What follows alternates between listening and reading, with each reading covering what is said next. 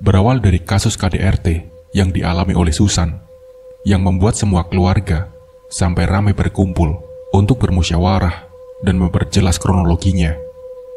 Berbagai macam pertanyaan ditujukan pada Wahyu, yakni suami dari Susan. Wahyu hanya terdiam ketika beberapa pihak keluarga mulai menyalahkannya. Namun ketika saudara ibunya Susan atau paman Susan hendak melayangkan tinjunya pada Wahyu, barulah lelaki itu mulai menceritakan apa yang sebenarnya terjadi. Kalian tahu bagaimana saya tidak pernah sekalipun menampar Susan sebelumnya. Tapi apa yang sudah dia lakukan di belakang saya itu benar-benar membuat darah saya mendidih, ujar Wahyu lantang. Memangnya apa yang sudah dilakukan? Tanya paman Susan. Dulu, dia sudah berselingkuh dengan ipar saya. Dan asal kalian tahu, kesalahannya itu sudah saya maafkan saat dia menangis-nangis memeluk kaki saya untuk meminta maaf. Saya memaafkan dia karena saya berpikir perbuatannya itu adalah kesalahan saya yang jarang memperhatikannya. Rumah tangga saudara saya bahkan sampai bercerai karena hal itu. Saya bahkan dijauhi oleh saudara-saudara saya karena membela dia. Tapi semua itu sepertinya tidak membuatnya benar-benar sadar dan insaf atas kesalahannya, karena ternyata dia kembali mengulang kesalahan yang sama. Dan kali ini dia sudah berselingkuh, bahkan tidur dengan ayah tiri saya. Dan saya pun sadar kalau ternyata perbuatannya itu bukan karena saya yang jarang memperhatikannya, tapi memang karena sudah sifatnya yang seperti anjing. Bayangkan saja, kurang perhatian apalagi saya terhadapnya. Semua pekerjaan rumah saya yang kerjakan, mulai dari memasak, mencuci dan lain-lain. Saya tidak biarkan dia kelelahan, dan setiap hari dia hanya main HP. Saya bebaskan dia berteman dengan siapapun. Saya berikan dia uang untuk pergi bersama teman-temannya. Bahkan makan pun saya yang menyuapi. Tapi balasannya apa? Dia malah berulang-ulang kali berselingkuh di belakang saya. Kira-kira hati laki-laki mana yang bisa sekuat saya? Keluarga Susan pun terdiam. Bahkan beberapa pihak yang tadinya menyalahkan Wahyu tampak menundukkan kepala. Tak! Bunyi tamparan yang sangat keras terdengar ketika semua orang terdiam. Tangis Susan langsung pecah. Ia ditampar oleh pamannya sendiri. Ibunya tak tinggal diam. Wanita itu langsung pasang badan di depan Susan. Wajahnya merah padam menatap saudaranya yang berani menampar Susan tadi. Kalau aku jadi kau, akan kuceraikan perempuan murahan seperti dia ini. Memalukan, ujar pamannya Susan geram. Perkataan sang paman itu didukung oleh 6 saudaranya yang lain, terkecuali ibunya Susan, yang hanya bisa diam sembari menenangkan Susan yang masih menangis sesegukan. Semenjak malam itu, Wahyu pulang ke rumah orang tuanya bersama anaknya yang kala itu berusia 6 tahun. Dan imbas dari masalah tersebut, Susan dan ibunya kemudian dijauhi oleh pihak keluarga. Susan dan Wahyu tak pernah bertemu lagi. Hingga akhirnya, Wahyu kembali menemui Susan di rumah orang tuanya untuk sekedar menyampaikan bahwa ia akan menceraikan Susan dalam waktu terdekat. Mendengar niat Wahyu tersebut, Susan histeris dan mengamuk sejadi-jadinya. Beberapa kali ia bersimpuh dan bersujud di kaki Wahyu untuk meminta maaf dan berjanji. Namun pintu hati Wahyu sepertinya sudah tertutup rapat untuk Susan. Ia dengan tegas mengatakan tetap akan menceraikan Susan apapun yang terjadi. Aku tidak mau bercerai, Mah. Aku tidak bisa hidup tanpa Wahyu dan anakku, rengek Susan. Kesalahan berawal dari dirimu sendiri, San. Dan aku sangat setuju dengan keputusan yang diambil oleh Wahyu itu, ujar Dina yang merupakan tantenya Susan.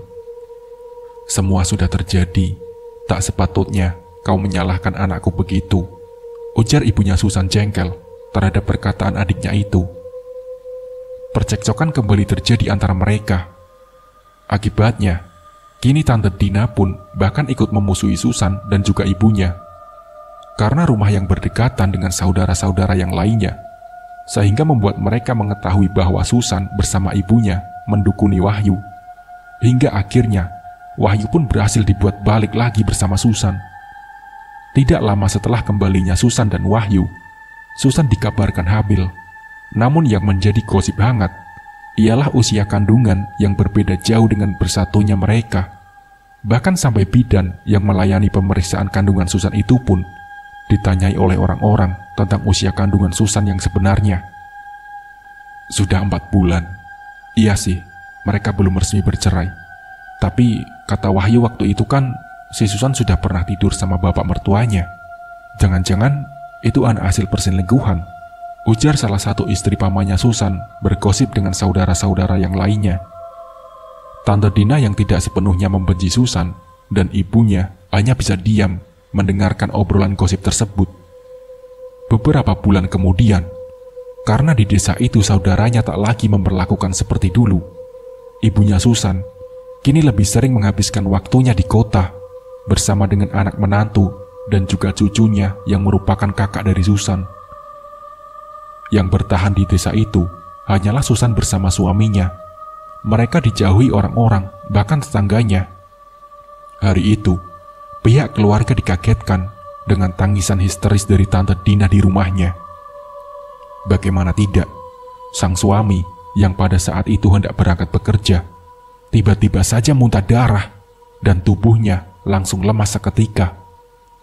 Para saudara yang rumahnya tidak begitu jauh langsung berdatangan untuk menolong. Yang laki-laki lantas menelpon ambulan, sementara yang perempuannya berusaha menenangkan Tante Dina yang histeris. Ada salah makankah ini? Tidak ada. Kami makan makanan yang biasa. Bahkan sebelumnya dia masih sehat-sehat saja, jawab Tante Dina di sela isak tangisnya. Agar lebih mudah, kita beri panggilan nama satu-satu. Dimulai dari Usna yang merupakan saudara tertua, kemudian Ina, saudara kedua, lalu ibunya Susan, beliau ini, yang ketiga namanya Sanah. Lanjut Paman Tio yang keempat, Paman Dimas yang kelima, Tante Risma yang keenam, dan yang terakhir Tante Dina. Sekitar 5 menitan, ambulan yang disediakan untuk desa itu akhirnya tiba. Mereka langsung membantu memasukkan suaminya Tante Dina ke dalam ambulan. Di sampingnya ada suaminya Tante Risma yang ikut menemani. Sementara Tante Dina diantar menggunakan mobil lain. Di perjalanan, Tante Dina terus menangis tanpa henti. Tenang Din, tenang. Aku yakin suamimu baik-baik saja, ujar Tante Risma. Iya Din, aku yakin suamimu hanya salah makan saja, ujar Tante Ina. Salah makan apa yang muntah dari begitu, Kak? Kami juga tidak memakan makanan yang aneh-aneh. Tante Ina dan Tante Risma terdiam. Sesampainya di rumah sakit yang berjarak 50 km dari desa mereka, suami Tante Dina langsung ditangani oleh pihak rumah sakit. Namun berulang-ulang kali dilakukan pengecekan, tetap saja hasilnya normal dan tidak ditemukan penyakit apapun. Tapi kondisi suaminya Tante Dina sangat bertolak belakang dengan hasil pemeriksaan tersebut, sehingga membuat para dokter angkat tangan dan menyarankan agar suami Tante Dina dibawa ke rumah sakit yang lebih besar di kabupaten. Akhirnya, mau tidak mau, mereka pun menuruti saran itu dan langsung membawa suami Tante Dina menuju ke rumah sakit besar di kabupaten sebelah. Dalam perjalanan tersebut, suami Tante Dina semakin memburuk. Dan ketika sampai di rumah sakit yang dimaksud, bagian perut dan dadanya sudah mulai membengkak. Oleh dokter yang menangani suami Tante Dina, didiagnosa mengidap penyakit kanker hati dan juga liver. Namun ketika dilakukan pengecekan ulang, setelah melihat perubahan drastis yang terjadi pada suami Tante Dina, dokter di sana pun angkat tangan. Karena menurut mereka, kalau penyebaran kanker tidak secepat itu, yang dalam beberapa jam saja sudah semakin parah. Walaupun begitu, pihak rumah sakit masih berusaha untuk melakukan yang terbaik bagi pasien mereka. Tetapi Tuhan berkehendak lain, karena keesokan paginya, suami Tante Dina dinyatakan meninggal dunia oleh dokter di sana. Dan yang lebih mengejutkan lagi adalah ketika dokter menyampaikan hasil pemeriksaan terakhir, yang mengatakan bahwa organ bagian dalam tubuh suami Tante Dina, seperti hati, jantung, dan lain-lain mengalami kerusakan. Atau bisa dikatakan membusuk di dalam. Mungkin itulah sebabnya bagian perut hingga dada mengalami pembegakan yang sangat parah. Penyakit aneh yang berujung pada kematian suami dari Tante Dina itu membuat keluarga mulai bersangka-sangka pada santet atau ilmu hitam. Apalagi ditambah setelah 40 harian suami Tante Dina, di atap rumah terdengar seperti ada yang melompat-lompat dan bau bunga merebak tercium dari segenap penjuru ruangan. Belum lagi, di setiap rumah saudara-saudara Tante Dina sering ditemukan serbuk aneh, mirip tembakau dan bunga yang ditaburi di depan setiap pintu rumah.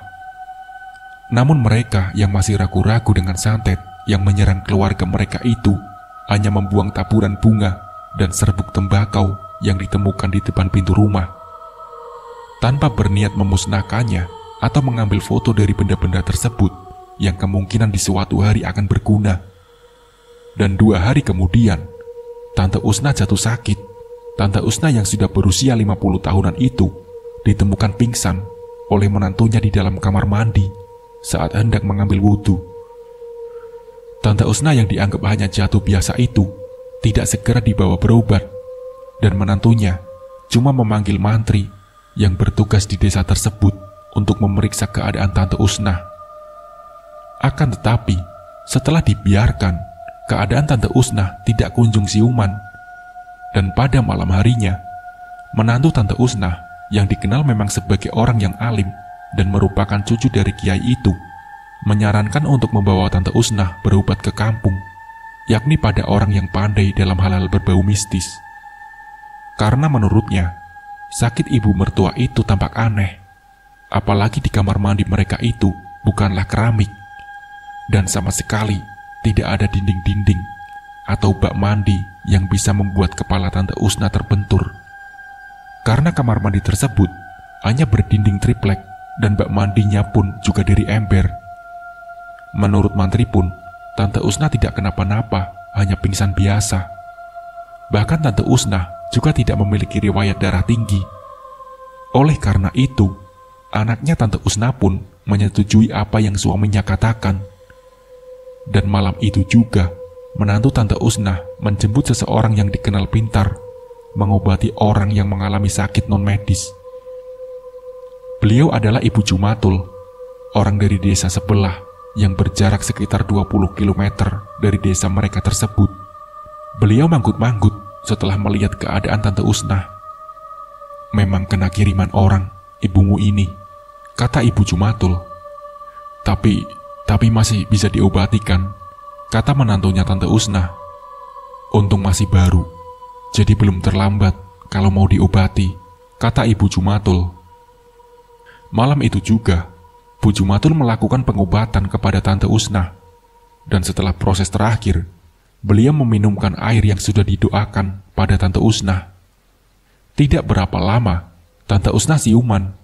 Beliau mengeluhkan panas dan sesak di bagian dada yang langsung ditenangkan oleh Bu Jumatul. "Memang seperti itu, Dik. Ini ilmu orang Dayak. Ilmu ini menyerang bagian organ dalam tubuh kita. Kalau terlambat dan dibiarkan, hati dan jantungmu bisa rusak," kata Bu Jumatul. "Tapi kira-kira siapa yang mengirimkan santet-santet seperti itu pada ibu saya, Bu? Padahal ibu saya tidak pernah bermasalah dengan orang lain, apalagi dengan orang Dayak. Kurasa ini kiriman berantai. Siapa yang lemah bulu atau berdarah manis, dialah yang kena. Dan aku rasa ini sudah yang kedua kalinya. Hanya saja yang pertama itu salah tujuan, dan kemungkinan setelah ini akan ada lagi orang yang meninggal di dalam putaran keluarga. Jadi berhati-hatilah." Mendengar perkataan Bu Jumatul, mereka semua mulai ketakutan. Apalagi Bu Jumatul tidak mengatakan pasti korban selanjutnya siapa dan yang mana. Alhasil, seluruh keluarga mulai berlomba-lomba untuk mencari orang-orang yang bisa memagar diri rumah dari santet. Tapi sampai sejauh ini, karena memang daerah tempat tinggal mereka yang jauh dari desa lain, Jadi untuk menemukan orang yang benar-benar bisa membantu mereka cukup sulit dan butuh waktu. Apalagi Bu Jumatul tidak selalu berada di desanya, karena beliau sering bepergian untuk mengobati orang di luar daerah, bahkan luar provinsi. Terakhir mereka semua diberikan minyak mati oleh orang, dan rumah mereka juga dibersihkan dengan air garam yang dibacakan ayat kursi. Namun itu hanya bertahan sementara saja, karena seminggu kemudian Tante Ina jatuh sakit, dan hanya berselang 2 hari beliau meninggal dunia.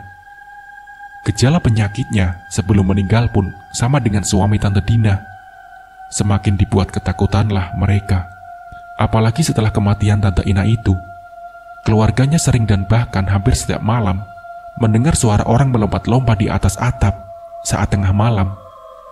Belum lagi teror bunga dan serbuk tembakau yang selalu ada di setiap pintu rumah. Malam itu, korban kembali jatuh, yakni Paman Tio. Beliau yang pada saat itu sedang bersiap-siap pulang kerja, mendadak jatuh pingsan saat akan menghidupkan motornya. Akibatnya, sebelah kaki Paman Tio tertimpa motor. Orang-orang di sekitar situ tentu saja membantu dengan cepat. Mereka langsung membawa Paman Tio ke ruang medis khusus karyawan di sana. Namun setelah dicek, dokter hanya mengatakan kalau Paman Tio cuma kecelakaan dan perlu beristirahat yang cukup. Tapi anehnya, setelah 2 jam berada di ruangan itu, beliau tak kunjung siuman. Akhirnya, oleh pihak perusahaan tempat Paman Tio bekerja, beliau diantar pulang dengan menggunakan ambulan. Tentu saja kedatangan ambulan tersebut membuat hati keluarganya menjadi tidak tenang. Terlebih lagi begitu mereka tahu siapa yang diantar oleh ambulan tersebut. Histeris, suara tangis istri Paman Tio melihat suaminya yang akan diangkat masuk ke dalam rumah. "Tenang, Bu. Pak Tio tidak apa-apa. Beliau hanya kelelahan," ujar petugas yang mengantar. Tapi penjelasan petugas itu tidak membuat istri Paman Tio tenang, karena dia tahu suaminya seperti itu bukan karena kelelahan. Tolong aku, tolong jemput Bu Jumatul untuk mengobati suamiku. Kau tahu kan, suamiku itu tulang punggung kami. Aku tidak tahu bagaimana aku bisa menghidupi anak-anakku kalau suamiku sampai kenapa-napa." Isak tangis istri Paman Tio meminta bantuan kepada menantu Tante Usna. "Saya akan ke rumah beliau, tapi saya juga tidak tahu beliau ada atau tidak di rumahnya, karena terakhir kali saya ke sana, beliau masih di Kabupaten B, dan katanya setengah bulan baru pulang."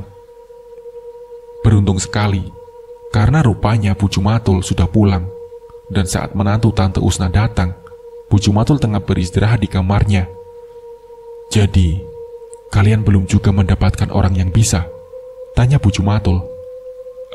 Tidak gampang, Bu. Sudah beberapa orang yang kami datangkan, tapi tetap saja gangguan dan kiriman itu ada, Bu. Bahkan Tante Ina sudah meninggal karenanya." Bu Jumatul menarik nafas panjang. Dukun yang mengirimkan penyakit ini luar biasa tinggi ilmunya.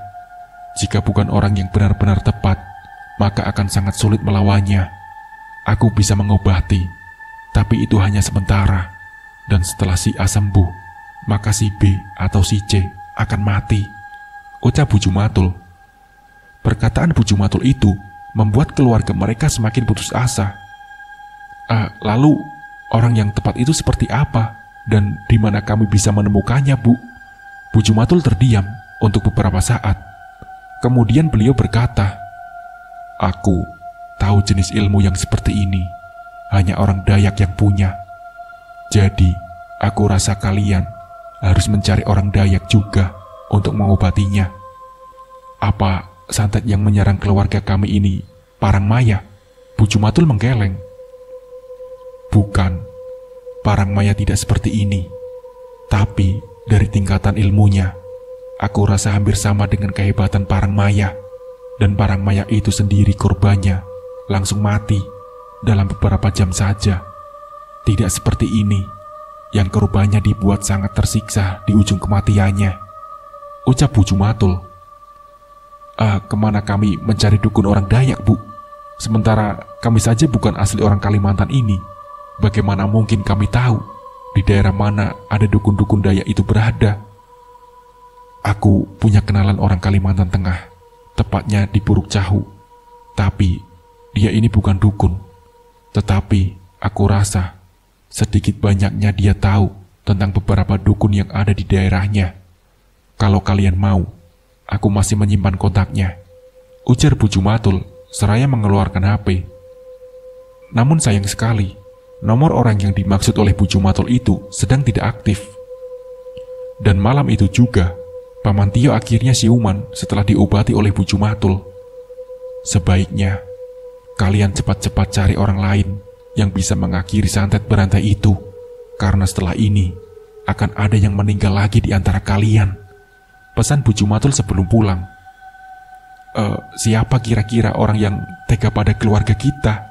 Tanya Tante Dina. Semuanya pun terdiam, mereka tak ada yang tahu. Apa mungkin kalau si Sana? Tanya istri Paman Dimas. Mendengar nama itu, mereka seketika saling berpandangan.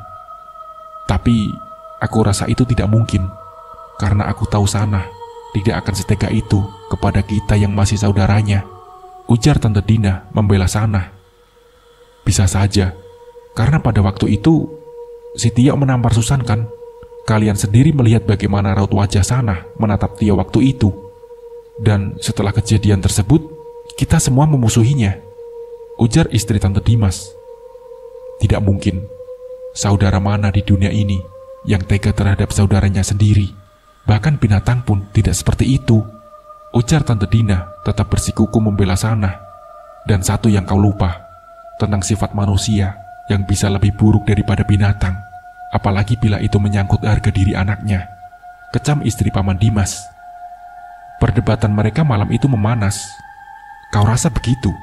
Karena mungkin sifatmu yang seperti itu, tuding Tante Dina marah. Sudah, kalian ini kenapa sih? Bukannya sama-sama mencari jalan keluar, malah berdebat tidak karuan, bentak Paman Dimas.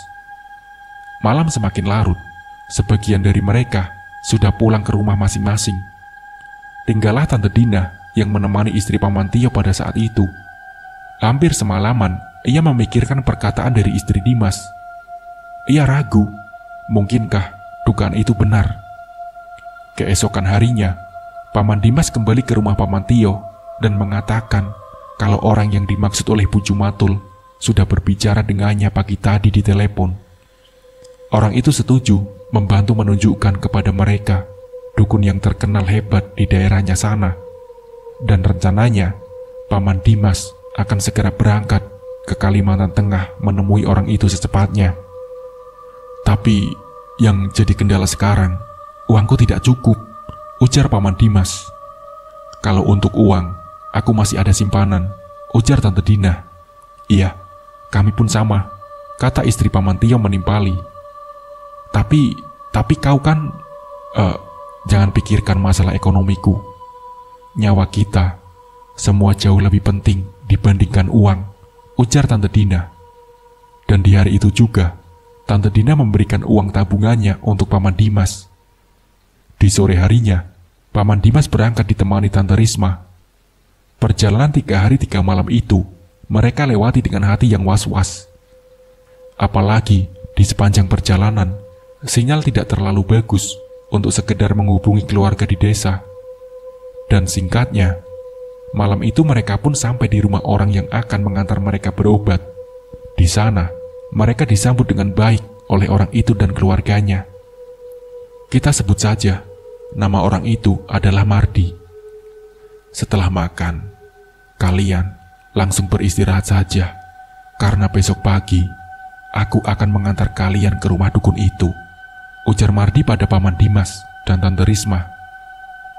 Meski berbaring hanya beralaskan lampit, namun begitu kepala mereka menyentuh bantal, mereka berdua pun langsung tertidur dengan pulasnya.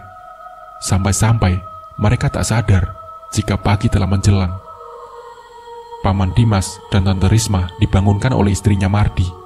Rupanya mereka berdua sudah ditunggu oleh Mardi di ruangan dapur untuk sarapan bersama. Sarapan pagi itu mereka diberikan sepiring nasi panas, ikan asin, dan sambal bawang. Paduan yang sangat cocok untuk dinikmati pada pagi hari. Selesai makan dan mengobrol-ngobrol sebentar, mereka pun diajak pergi ke rumah dukun yang dimaksud oleh Mardi. Dukun yang kita mau datangi ini namanya Ama Putat. Beliau itu orang non-muslim beragama Hindu. Aku beritahu lebih dulu agar kalian bisa menyesuaikan diri nanti jika di sana.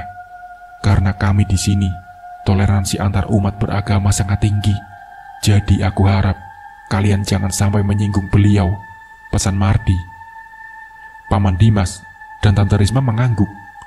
Mereka sebenarnya tak ada masalah dengan hal itu.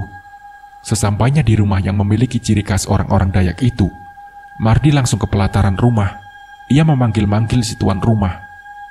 Tidak berapa lama, keluarlah seorang perempuan parubaya yang mengenakan baju tidur lengan pendek. Amanya ada?" tanya Mardi. Ama menuri di seberang sana," jawab istri Ama Putat. Giginya tampak menghitam karena keseringan menyimpa atau menyirih.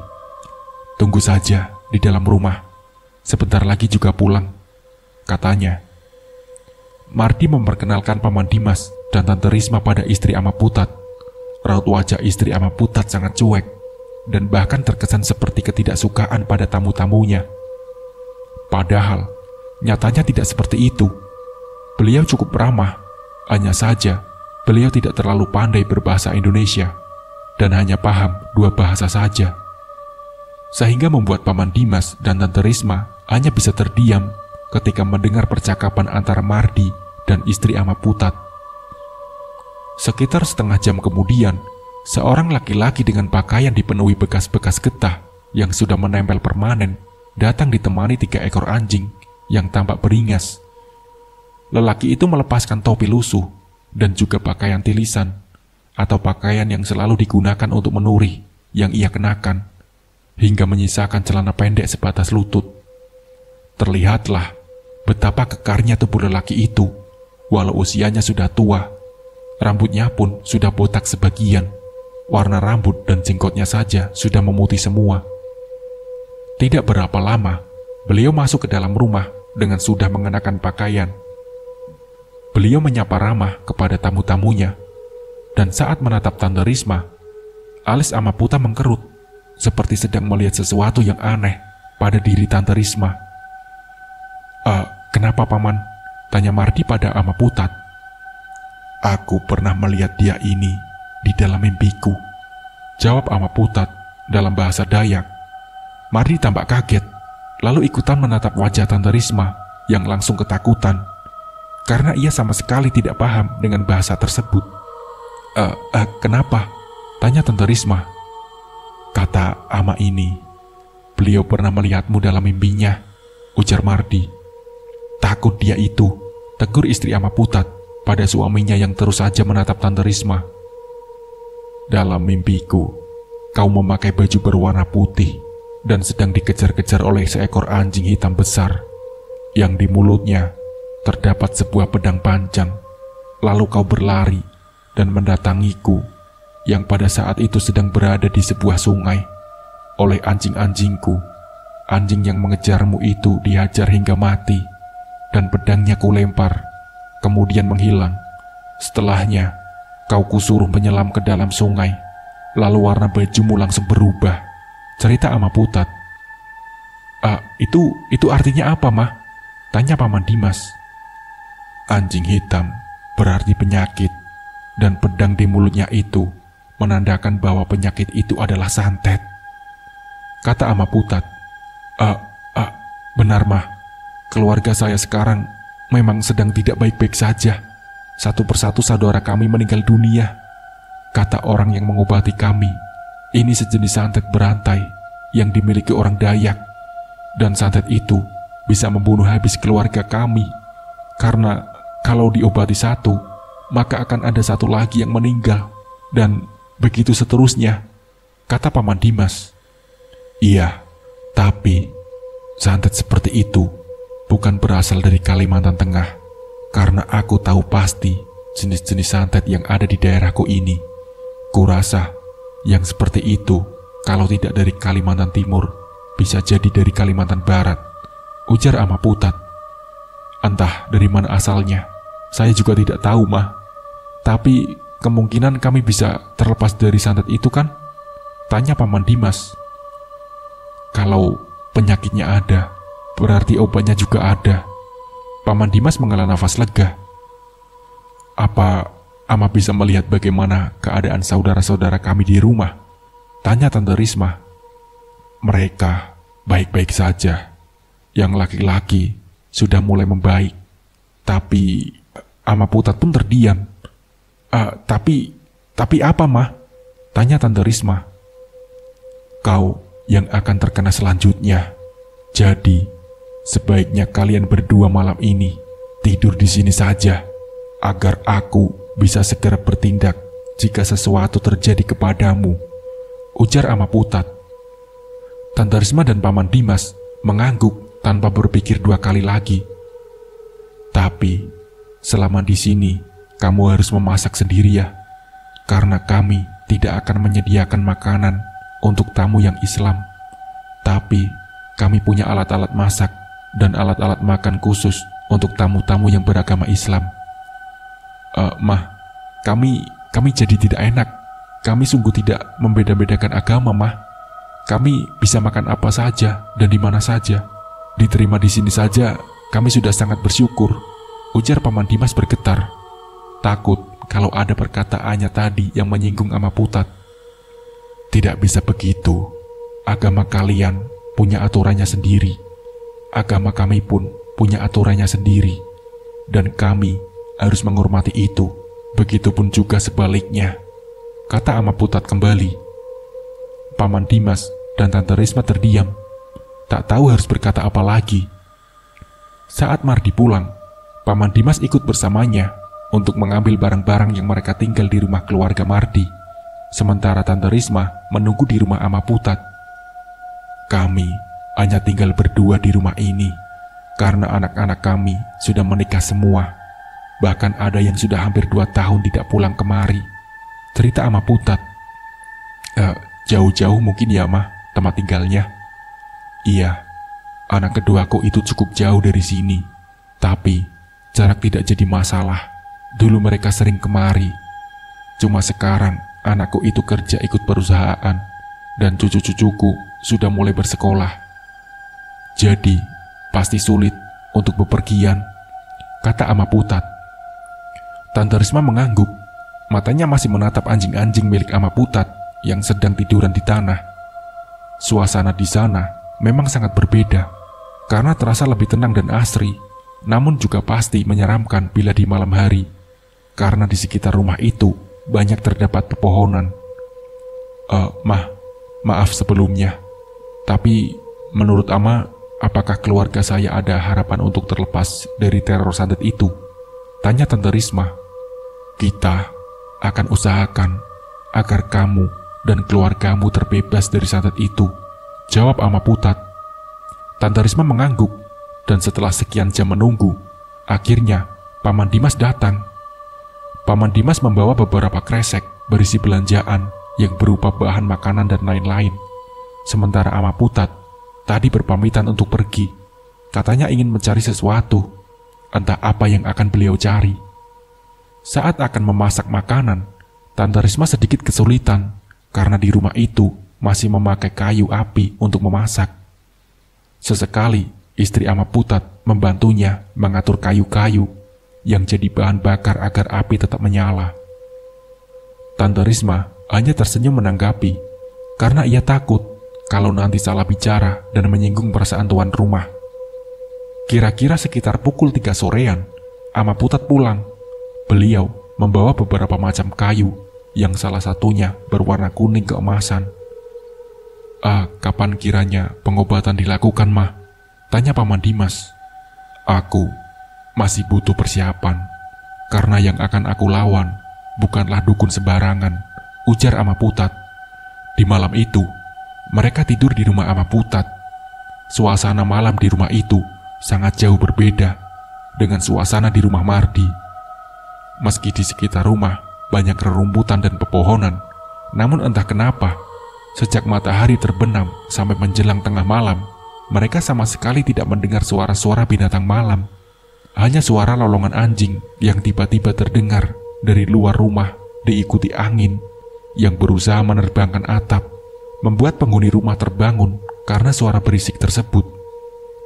Ama Putat keluar rumah, sementara Paman Dimas dan Tante Risma hanya saling tatap dengan perasaan yang tidak bisa dijelaskan.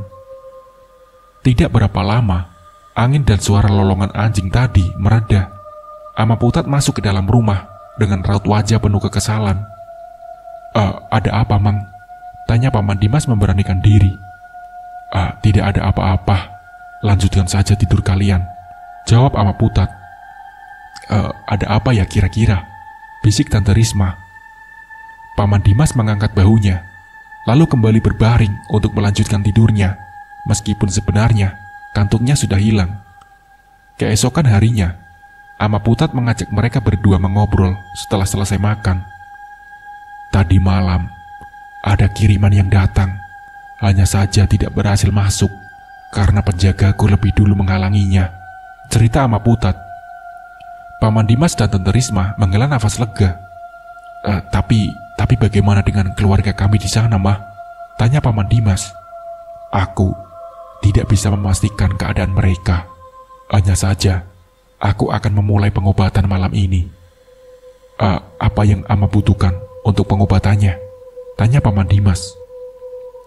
"Pin duduk nanti disiapkan oleh istriku. Jadi kau gantikan dengan uang agar tajam dan tidak mengenaiku," ujar Ama Putat. Paman Dimas mengangguk. Setelahnya beliau berpamitan pergi.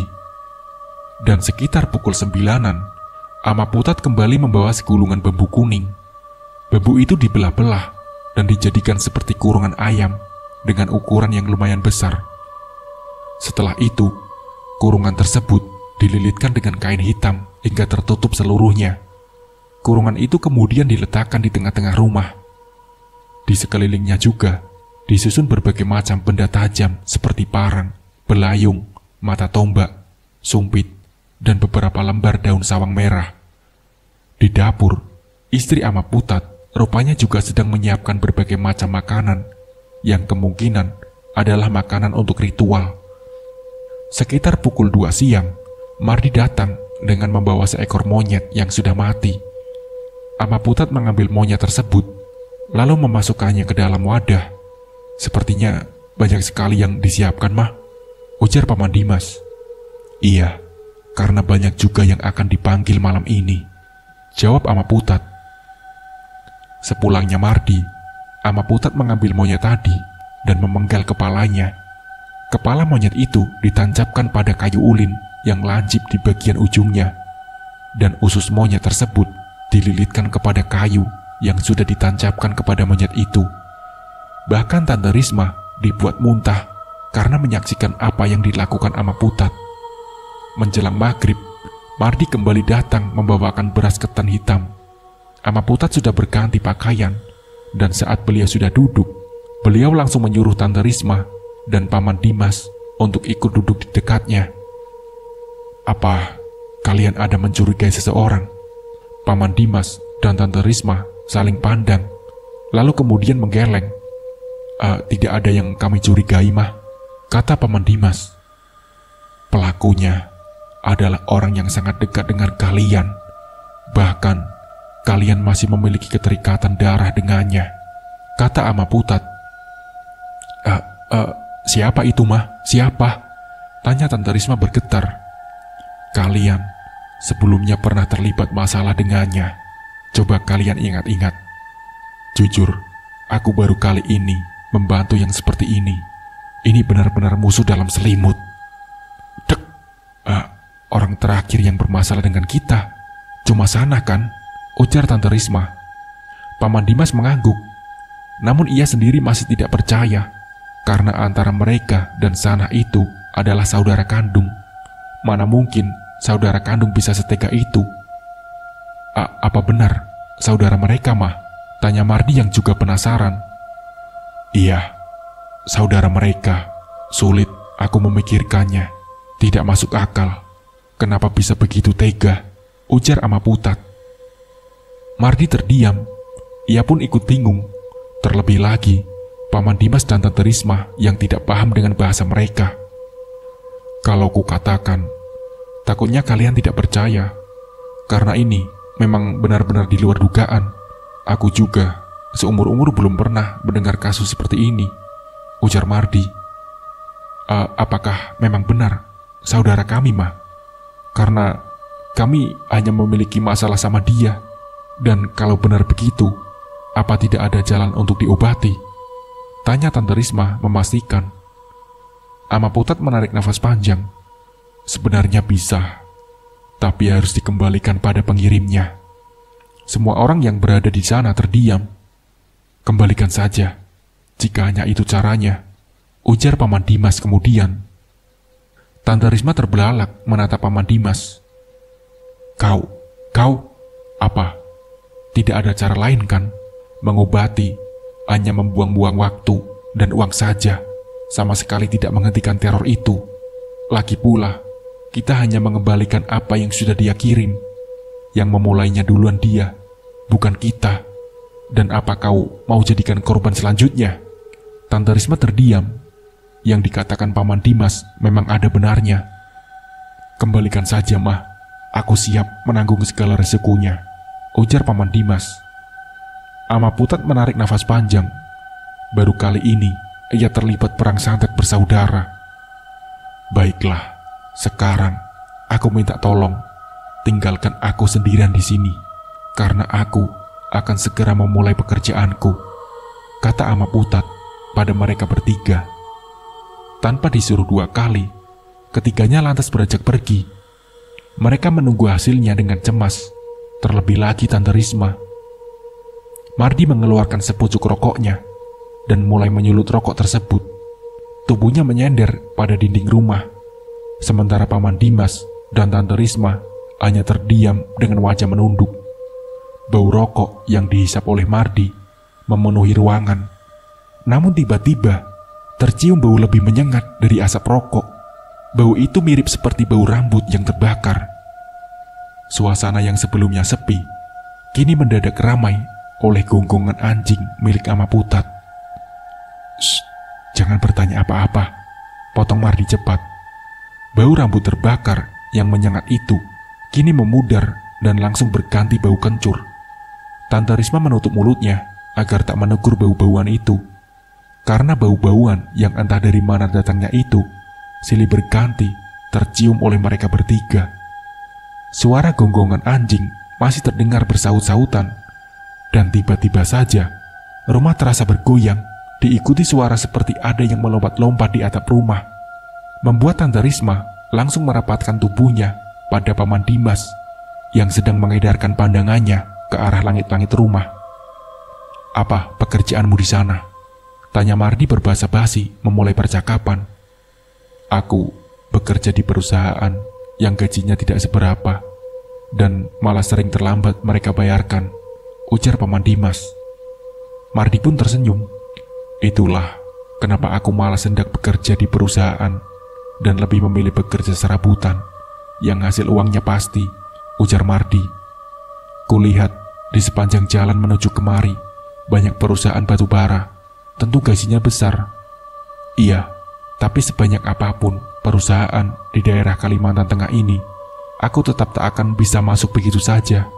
Sebab aku tidak mempunyai ijazah, yang aku punya hanyalah skill.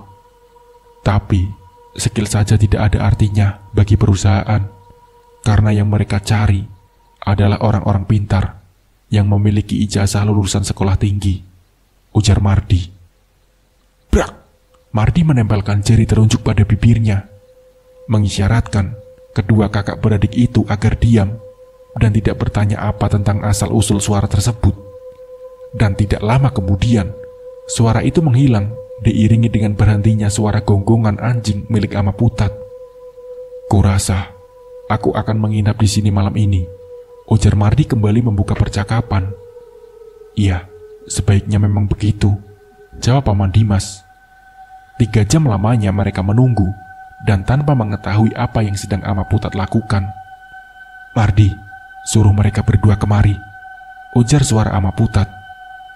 Kalian mendengar? Paman Dimas dan Tante Risma mengangguk. Mereka bertiga lantas bergegas menghampiri Ama Putat. Lelaki itu duduk sambil membetulkan benda-benda yang berada di hadapannya. "Masuklah ke dalam pagar bambu berkain hitam itu," kata Ama Putat. "Ah, pagar? Tapi ini lebih mirip kurungan ayam dibandingkan dengan pagar," batin Paman Dimas. Tanpa banyak bertanya, Tante Risma langsung mendahului Paman Dimas untuk masuk ke dalam kurungan tersebut. Di dalam sana, gelap dan pengap. Mereka berdua duduk saling berhadapan dan berdesak-desakan. "Mardi, tolong ambilkan ayam kampung yang ada di dapur," suruh Ama Putat. Terdengar suara langkah yang meninggalkan ruangan itu. Tentu saja itu langkah kaki Mardi. Namun mereka dibuat terkejut kala mendengar suara orang lain yang tengah berbicara dengan Ama Putat, dan mereka yakin pemilik suara itu bukanlah Mardi. Ketika Mardi datang membawa ayam yang terus mengeok, suara lawan bicara Ama Putat tadi menghilang seketika. Paman Dimas menatap Tante Risma dalam kegelapan tersebut. Yang mereka berdua rasakan adalah suara di sana semakin aneh. Keringat dingin mulai membanjiri keduanya. Oksigen pun mulai terasa menipis. Entah apa yang dilakukan Ama Putat, tapi yang pasti ayam tadi mengeluarkan suara seperti kesakitan. Benda-benda tajam yang mengelilingi kurungan itu kini menimbulkan suara mirip seperti digesek-gesekkan pada lantai. Ama Putat mendekat, dan entah apa yang ia katakan saat mengelilingi kurungan tersebut. Namun yang pasti, kepala keduanya mulai terasa pusing. Langkah kaki Ama Putat terasa semakin cepat. Malah mereka berdua merasa kalau langkah kaki itu tidak hanya dari satu orang, melainkan dari beberapa orang yang kadang-kadang menghilang dan muncul tiba-tiba mengikuti gerakan Ama Putat. Tidak lama kemudian, Ama Putat berhenti dan seperti ada sesuatu yang cair ia siramkan ke atas kurungan tersebut. "Keluarlah, keluarlah," ujarnya. Apa itu tadi, Mah, yang Ama siramkan?" tanya Paman Dimas. "Ini hanya air biasa," jawab Ama Putat. Terlihat kurang senang ditanyai seperti itu. Bagaimana, Mah?" tanya Paman Dimas, tanpa memedulikan raut wajah Ama Putat. "Sudah selesai. Aku melakukan seperti apa yang kau pilih tadi," ujar Ama Putat. "Berarti santet itu sudah tidak lagi berlaku pada kami, kan?" kata Paman Dimas. Ama Putat pun mengangguk.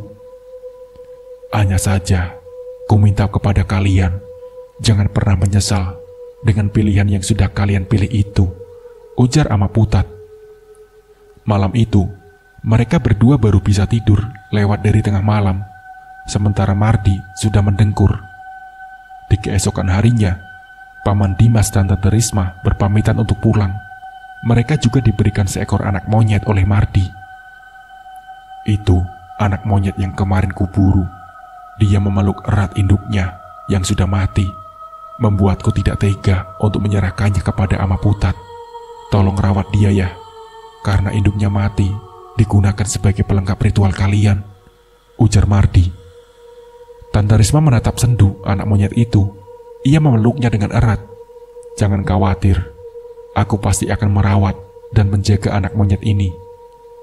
Sesampainya mereka di desa asal mereka, keduanya tersenyum puas begitu melihat saudara-saudara mereka tampak sehat dan baik-baik saja. Dan 2 hari setelah kepulangan mereka ke desa, mereka mendapat kabar bahwa Sanah meninggal dunia. Paman Dimas dan Tante Risma tak menceritakan tentang siapa si pengirim santet itu. Mereka berniat merahasiakan hal itu agar mending Sanah tidak menjadi bahan perbincangan lagi, terutama bagi keluarga yang sudah menjadi korban santetnya. Saudara yang lain mengira bahwa Sanah juga merupakan korban terakhir dari teror santet tersebut. Karena setelah kematian Sanah, keluarga mereka kembali aman dan tentram. Bahkan, kini Susan mendapat kasih sayang dari paman dan tante-tantenya, terkecuali Paman Dimas dan Tante Risma. Nah, seperti itulah kisahnya. Semoga dari kisah ini kita bisa mengambil hikmah dan pembelajarannya. Mungkin cukup sekian dari saya. Wassalamualaikum warahmatullahi wabarakatuh.